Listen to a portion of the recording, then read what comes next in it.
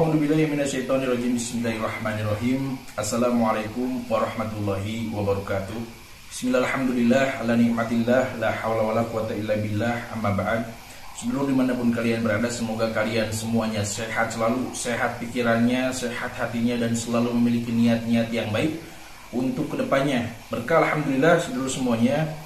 Pada kesempatan kali ini saya akan, dan ini perdana, mereaksi suatu video. Masuknya ke reaction lah, video yang disajikan di salah satu podcast ternama yang dimiliki oleh Kang Deddy Kobuser atau Master Deddy.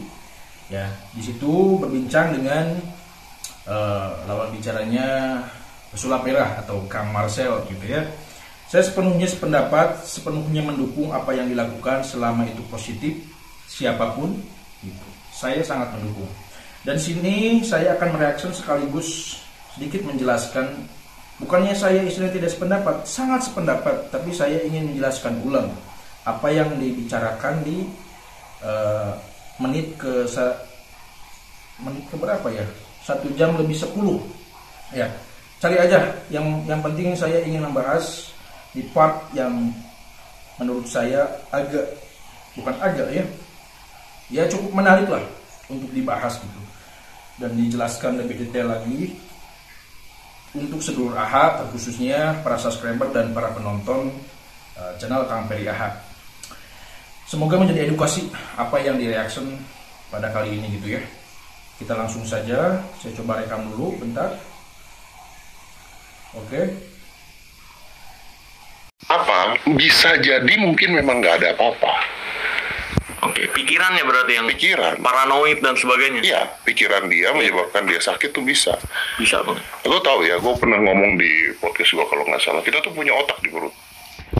Jadi yang dibahas oleh Kang Deddy sama Kang Marcel ini, ketika orang yang memang konsultasi ke pengobatan tradisional atau memang yang saat ini sedang ramai lah gitu, pengobatan alternatif, entah apa terserah, yang penting orang yang memang konsultasi yang ke metode alternatif dan yang lain sebagainya ya pasti bertanya, saya sudah dicek kok kata dokter nggak ada penyakit apa-apa gitu. Nah ini orang yang dukun berkedok agama langsung dengan mutlak mengatakan bahwa ini kiriman, bahwa ini sihir, bahwa ini santet dan yang lain sebagainya. Padahal kata Kang Deddy sendiri video ini, nah, di video sebelumnya pun saya memperhatikan manusia itu bisa salah, dokter pun bisa salah.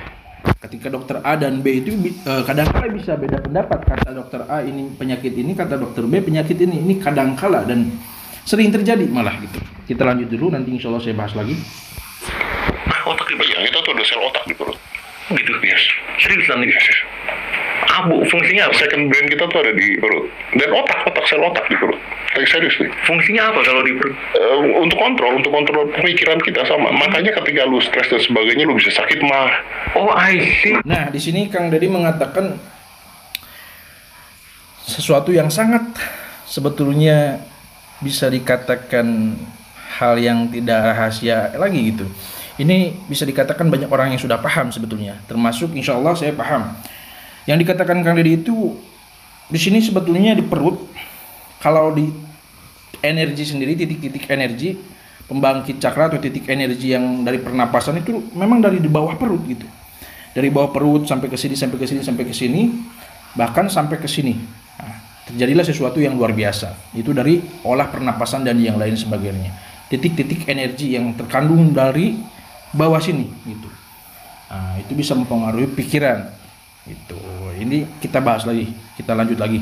Bisa GERD. Itu Karena stresnya ganggu perut. Oke. There is a second brain in our stomach. Oke.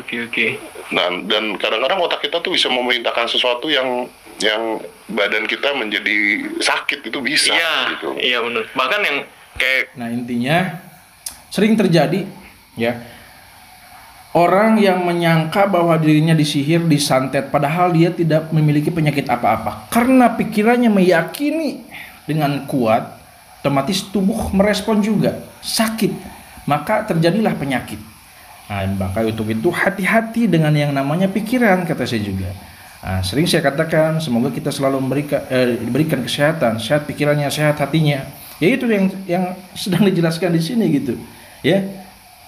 Ini pikiran hati-hati, dan itu juga kalau disesuaikan atau diselaraskan dengan ilmu agama, ingat bahwa Allah Subhanahu wa taala itu mengikuti prasangka makhluknya, prasangka hambanya gitu. Ya. Sampai sini paham? Kita lanjut dulu. Dalam hipnotis situasinya panas bisa dibuat dingin, Bisa dibuat dingin gitu. Iya. Pernah dengar cerita ini? Gue pernah cerita tentang ada satu orang dia. Nah, kata Kang Marcel, dalam ilmu hipnotis sesuatu yang tadinya panas bisa dijadikan dingin. Ini juga bisa disebut kekuatan pikiran. Ya, bisa disebut kekuatan pikiran. Coba contoh sederhana. Rokok lah. Nah, kita jeda dulu ya. Contoh rokok. Ini sering saya praktekkan untuk meyakinkan pikiran seseorang. Dan ini hal paling dasar, salah satu contoh. Ini bukan ajian atau apa, bukan, gitu ya. Ini rokok. Otomatis di sini ada abu panas. Tapi ketika pikiran kita, kalau dalam ilmu hipnotis mengatakan ini dingin, nah ini kekuatan pikiran. Contoh.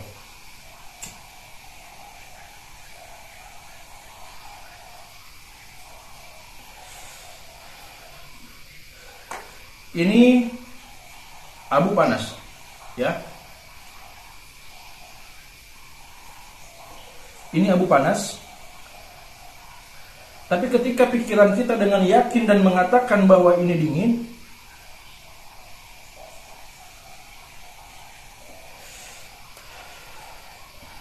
saya yakin kita pakai gaya hipnotis lah.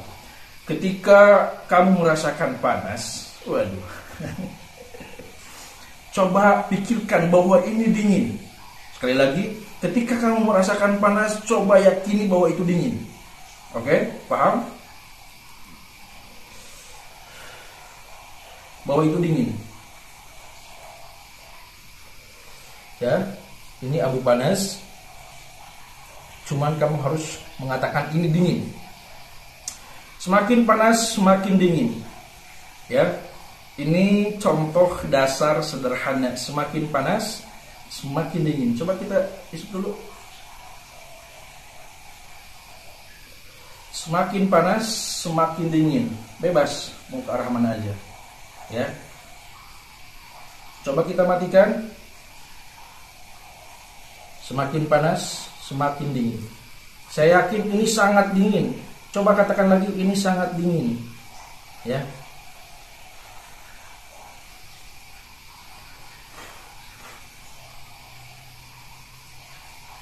Hitam tangan saya.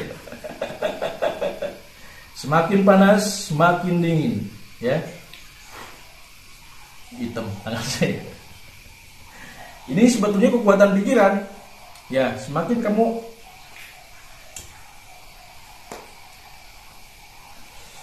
mengatakan dingin, maka jadilah dingin. Gitu. Ini hal dasar. Bentar. Jadi intinya apa? Pikiran ini sangat berpengaruh penting. Contoh sederhana analogi yang sangat penting yang sering saya bahas juga kepada sedulur AHA.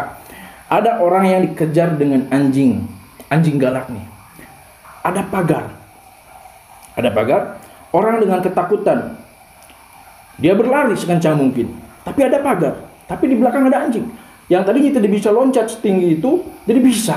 Karena apa? Karena pikiran memerintahkan saya harus loncat karena di belakang ada anjing. Ini ilmu pikiran sebetulnya. Ya, sama halnya ketika istilahnya penyakit ini dan itu sebagainya. Ketika kita mengatakan, oh saya sakit dikirim, saya sakit di ini, saya didolimi orang. Jadi, dan ingat, Allah mengikuti prasangka hambanya. Allah mengikuti prasangka makhluknya. Seperti itu. Ya, kita lanjut. Ini kotor. Kita lanjut. Rika, ini terkenal banget ceritanya, tadi Google aja cari. Dia di tempat daging beku, tau? Daging beku. Jadi gini, dia masuk ke dalam freezer, freezer daging beku, tapi waktu itu nggak ada dagingnya, lagi kosongan lagi, dimasuk ke dalam freezer, terus pintunya ketutup. Pintunya ketutup, dia kejebak nggak bisa keluar. Jadi ada orang, ini kisah nyata, saya pun tahu beritanya. Ada orang terjebak di freezer yang sangat besar, freezer daging, ya, di satu daerah di Amerika. Dan dia sudah memonis dirinya akan mati karena kedinginan. Coba kita perhatikan. Dia cuma punya bolpen sama kertas. Terus dia tulis bahwa I feel very cold. Iya. Saya sangat kedinginan katanya. Terus diambil tulisan kedua gitu, I miss my family. Terus setelah berapa jam dia tulis lagi, I cannot stand this, it's hard to breathe, susah napas. Terus tulis lagi, I think I gonna go on. Setelah itu nggak ada tulisan, meninggal orangnya. Oke. Besokannya dibuka freezer tersebut. Ini cerita terkenal sekali, ada di Google di mana-mana. Besokannya freezer dibuka. You know what happened? Apa? Itu freezer rusak, Mas. What? Di sini Kang Marcel kaget, ya, yaitu pikiran. Ya, dia sudah memonis dirinya akan mati karena kedinginan. Padahal setelah dicek freezer rusak. Nah, karena tekanan pikiran saja gitu.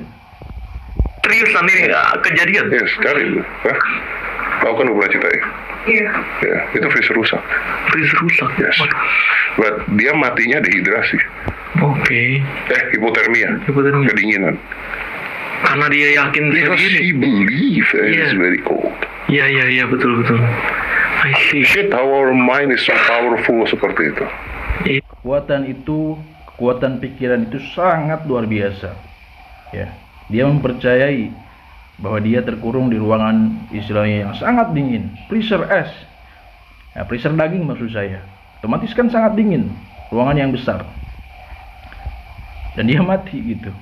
Iya. Maka dari itu pikiran sebenarnya berpengaruh banget ya sama diri kita. Iya, lu bayangin mati lo orang itu. Iya, benar. Mati orang itu.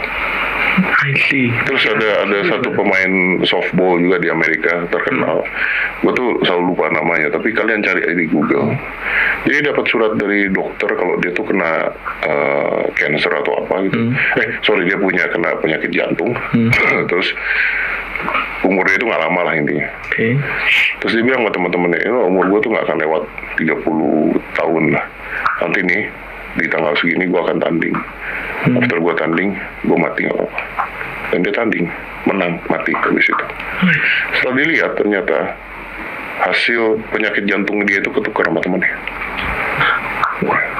Dan dia ketika diotopsi matinya jantung.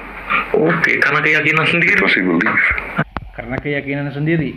Sama halnya yang sudah saya bahas di awal tadi, banyak orang yang berkata kepada saya atau berkonsultasi, Kang, saya sudah dicek ke dokter, kata dokter A ini nggak ada penyakit. Dan dia langsung memvonis karena dia datang ke istilahnya orang yang tidak tepat, dan orang yang memang ahli hikmah tidak akan mengatakan hal-hal yang sembrono. Orang yang memang istilahnya memiliki landasan agama akan selalu mengatakan hal positif agar pikirannya selalu positif, agar selalu berhusnudon, berprasangka baik kepada Allah. Dan dia walaupun memang terjadi atau sihir dan yang lain sebagainya tidak akan mudah mengatakan seperti itu. Yang dia akan lakukan, seorang guru hikmah atau orang yang memiliki istilahnya kemampuan akan mengatakan bahwa istilahnya ini bisa ditangani, bukan hal-hal yang luar biasa atau bukan orang yang dikirim penyakit dari tindakan orang lain, kiriman istilahnya. Ya, dia hanya akan istilahnya fokus mengobati, meluruskan pikirannya, menenangkan hatinya. Agar istilahnya sinkron antara pikiran dan hati.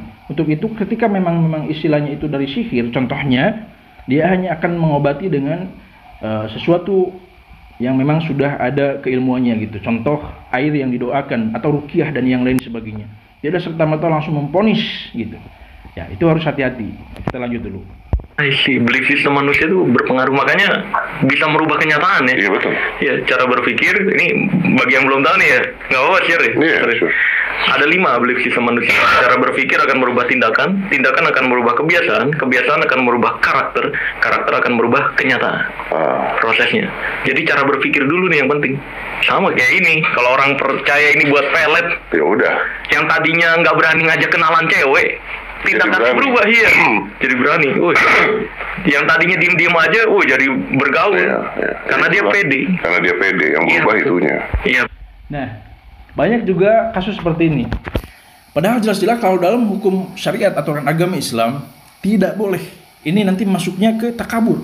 Ya, orang yang sombong. Istilahnya syirik, musyrik, bisa jadi itu menduakan keyakinan, kepercayaan.